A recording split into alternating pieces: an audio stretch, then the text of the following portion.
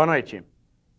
O tsunami, também conhecido como maremoto, que varreu cidades inteiras na Ásia, e o recente furacão Katrina, no sul dos Estados Unidos, mataram mais gente do que qualquer guerra atual ou recente. Nunca houve tantas tragédias naturais neste planeta como nos dias de hoje.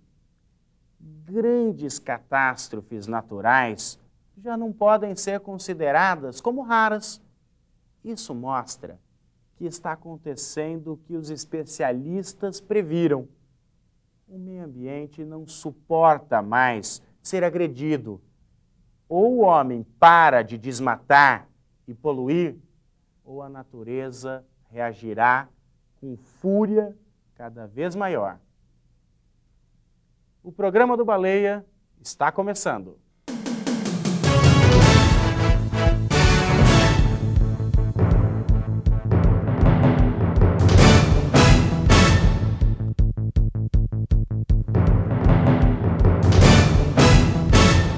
As notícias da crise política, misturadas às notícias de estabilidade na economia brasileira, deixam o povo sem saber o que fazer com o dinheiro.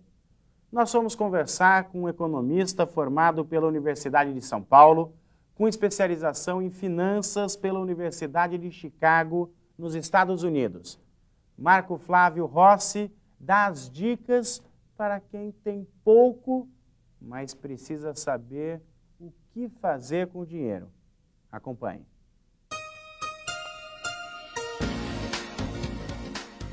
Tem 3 pontos que precisam ficar muito claros para o investidor, né?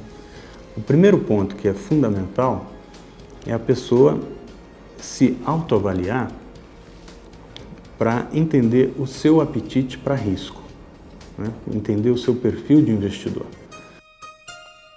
Porque se ela for uma pessoa muito conservadora, isso encaminha ela para alguns tipos de aplicação, principalmente as aplicações de renda fixa, poupança.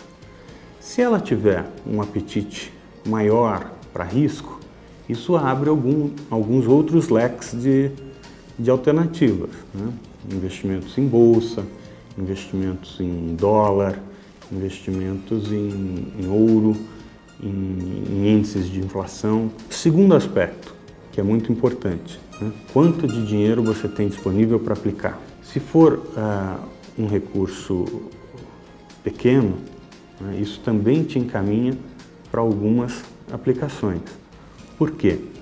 Porque algumas das aplicações mais sofisticadas ou mais voláteis, os bancos cobram do investidor uma taxa de administração maior.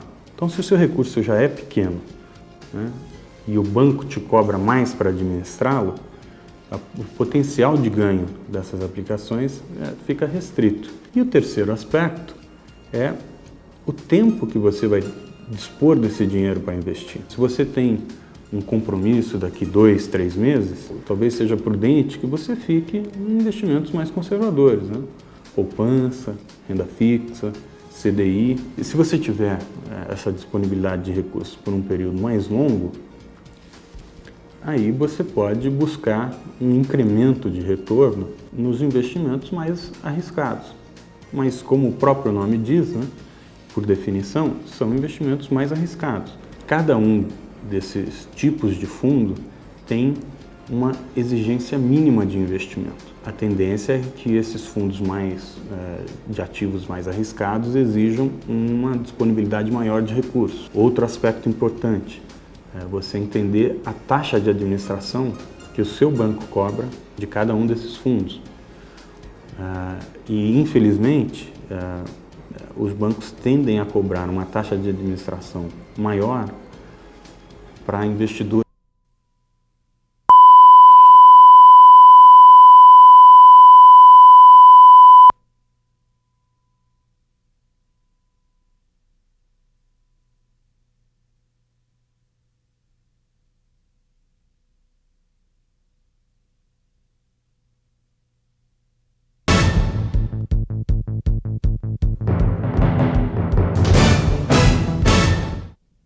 Boa noite.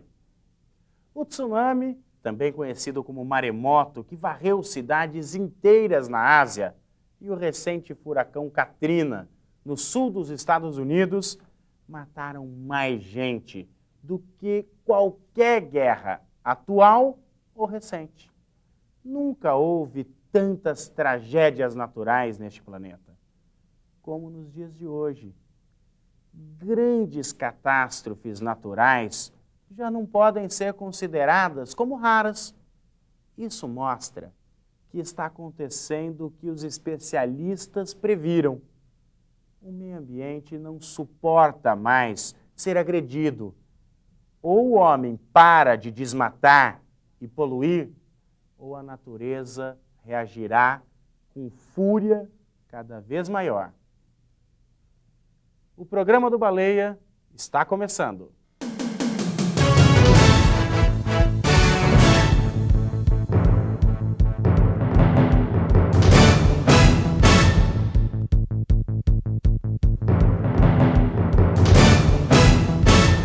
As notícias da crise política, misturadas às notícias de estabilidade na economia brasileira, deixam o povo sem saber o que fazer com o dinheiro.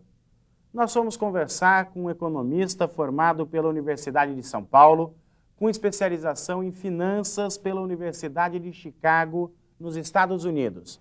Marco Flávio Rossi dá as dicas para quem tem pouco, mas precisa saber o que fazer com o dinheiro.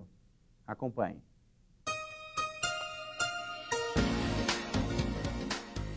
Tem 3 pontos que precisam ficar muito claros para o investidor, né? O primeiro ponto, que é fundamental, é a pessoa se autoavaliar para entender o seu apetite para risco, né? Entender o seu perfil de investidor. Porque se ela for uma pessoa muito conservadora, isso encaminha ela para alguns tipos de aplicação, principalmente as aplicações de renda fixa, poupança. Se ela tiver um apetite maior para risco, isso abre alguns outros leques de alternativas, né? Investimentos em bolsa, investimentos em dólar, investimentos em ouro, em índices de inflação. Segundo aspecto, que é muito importante, né? Quanto de dinheiro você tem disponível para aplicar? Se for um recurso pequeno, né, isso também te encaminha para algumas aplicações. Por quê? Porque algumas das aplicações mais sofisticadas ou mais voláteis, os bancos cobram do investidor uma taxa de administração maior. Então, se o seu recurso já é pequeno, né, e o banco te cobra mais para administrá-lo, o potencial de ganho dessas aplicações fica restrito. E o terceiro aspecto é o tempo que você vai dispor desse dinheiro para investir. Se você tem um compromisso daqui 2, 3 meses, talvez seja prudente que você fique em investimentos mais conservadores, né?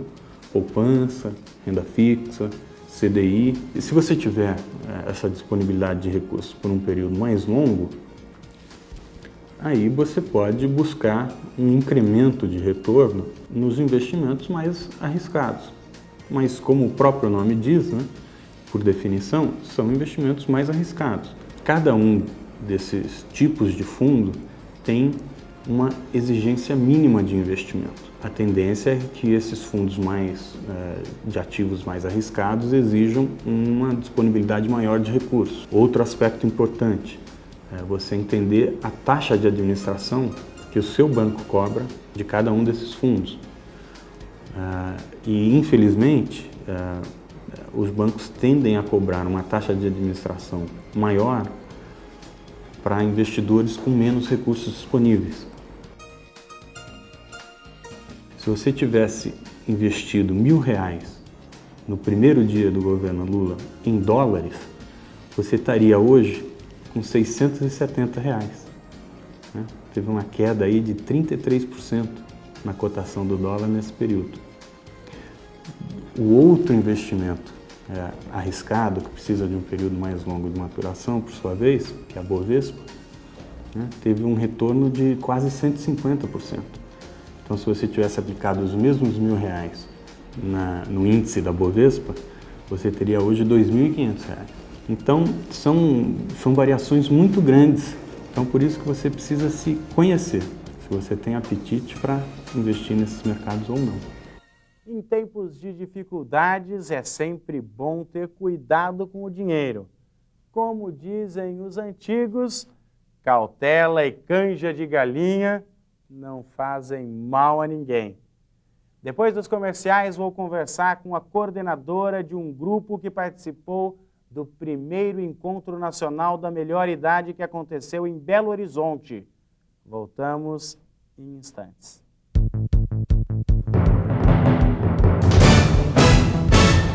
A Loja Maçônica Barão do Rio Branco realiza dia 7 de outubro a primeira noite italiana em prol da APAI de Ribeirão Preto. Participem! Primeira noite italiana, dia 7 de outubro no Coliseu Lona Branca.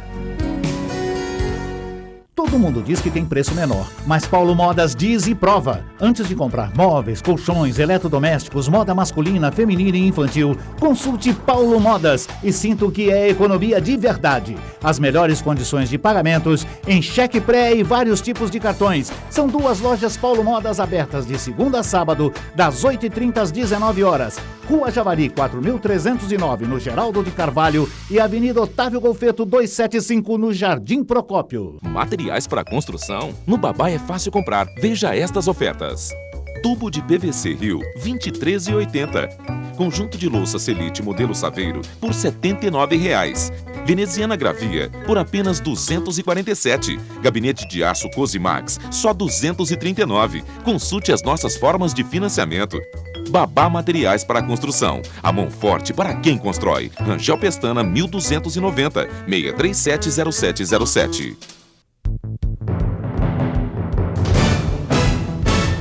O Grupo Renascer, que reúne pessoas da comunidade com idade acima de 60 anos, participou do primeiro Encontro Nacional da Melhor Idade em Belo Horizonte. Eu converso agora com a professora Laura Vecchi, coordenadora do grupo que nasceu dentro da Universidade de Ribeirão Preto, a UNAERP. Boa noite, professora. Boa noite. Bom, como que foi esse encontro lá em Belo Horizonte? Primeiro uma viagem longa, porque eu nunca tinha ido para Belo Horizonte e acredito que alguma das nossas também, nós somos em 15 pessoas, né? 15 pessoas que pertencem ao grupo. E quando nós chegamos a Belo Horizonte, nós encontramos um Sesc maravilhoso, porque o Sesc de Belo Horizonte, aliás, cidade de Belo Horizonte, linda, né? Sou apaixonada por Minas Gerais.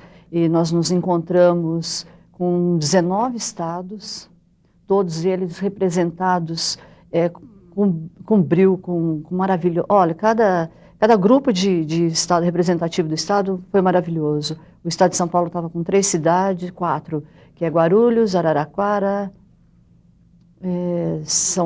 Ribeirão e mais uma outra que eu não me lembro agora. E cada um desses grupos mostrou o que tem de bom no seu estado. Então, foi uma coisa bonita porque foi um intercâmbio cultural muito grande, uma troca de informação, não só cultura, né, mas diversificação de... É isso que eu ia perguntar. Qual que é a importância de uma reunião, praticamente de todos os estados brasileiros, né, uma reunião nacional para discutir a terceira idade, ações, entendeu? O que deu para tirar dessa reunião?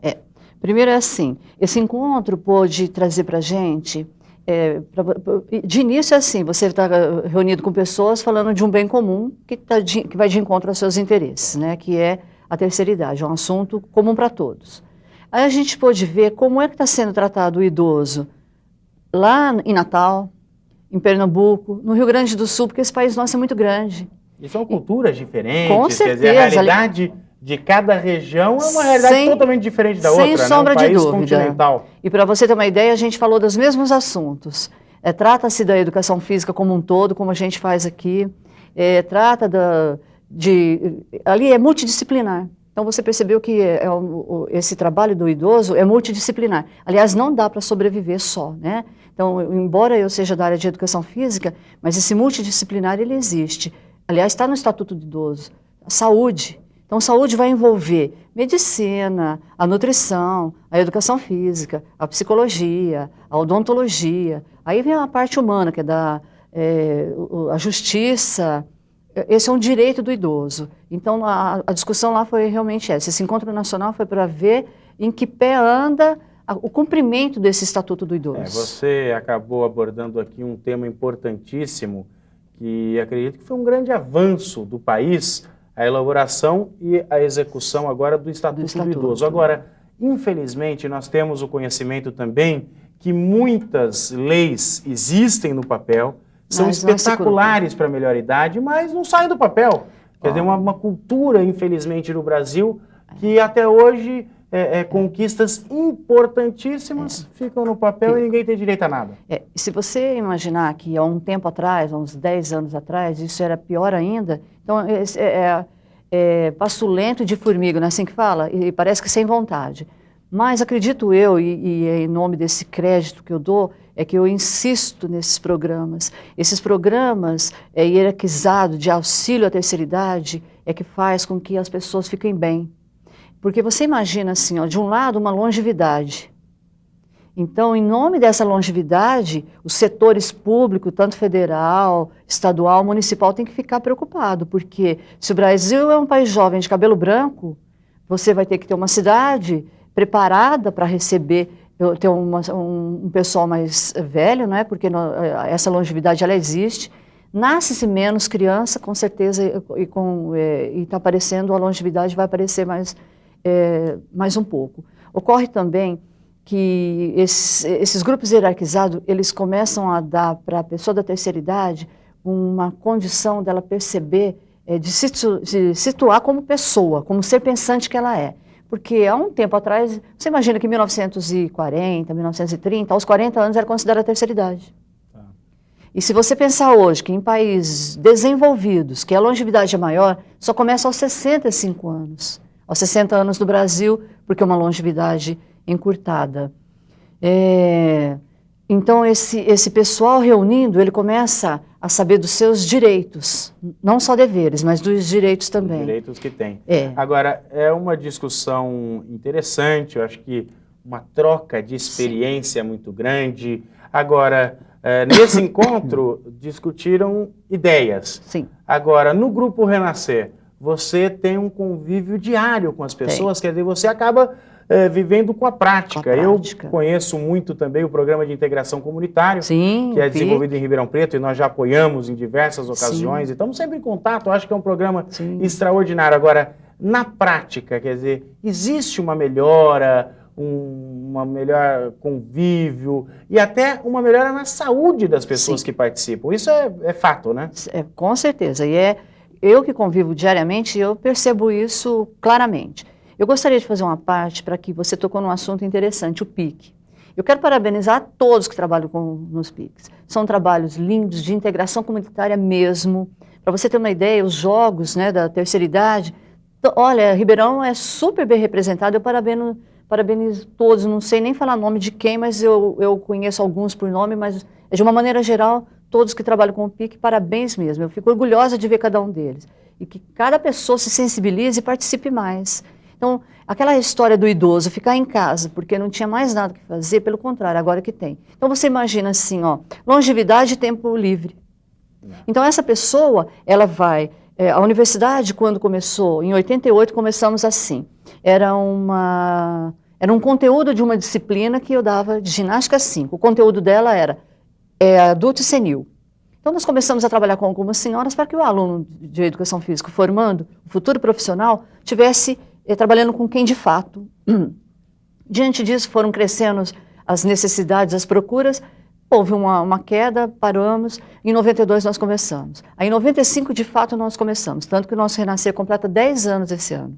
10 anos ininterruptos de atividade. Então, quais são as atividades do Grupo Renascer? Até para as pessoas que estão em casa, às vezes querem conhecer, querem participar e não têm oportunidade. A gente sabe que existem vários piques em diversos bairros Sim. de Ribeirão Preto. Agora, quem quiser conhecer um pouco o trabalho do Renascer, como proceder? Primeiro, dirigir, né, a Universidade de Ribeirão Preto, que é na Avenida Constable Romano 2201, a UNAEP, procurar o Departamento de Educação Física, e lá terá todas as informações, ou através do 603-6736, que é do nosso departamento. Nós trabalhamos de segunda a sexta. Nós trabalhamos na segunda-feira, eu sempre falo que é um trabalho de VO2, que é um volume máximo de oxigênio que você dá para ele, que você vai dar um condicionamento físico. É aquela fase que você sobe uma escada ou uma rampa sem ficar ofegante. E a caminhada vai proporcionar isso. Uma melhoria também cardiopulmonar, tá? E isso nós vamos colocar através das caminhadas. Fazemos um alongamento também na segunda-feira, isso das 7 às 8 da manhã. Depois nós temos nossa hidroginástica, que é das 8 às 9. Na terça-feira a gente faz uma ginástica localizada, uma ginástica com material, tudo. Inclusive nós já fizemos uma apresentação no Dia do Idoso. Na terça-feira a gente faz a nossa dança, que essa é impossível de não ter. E na quinta e na sexta nós temos 2 grupos distintos de musculação. Também todo para a melhor idade. Tudo voltado para a melhor idade. Com certeza. E quem for começar, quer dizer, existe uma avaliação médica? Porque a gente sabe que a atividade física é bom e importante.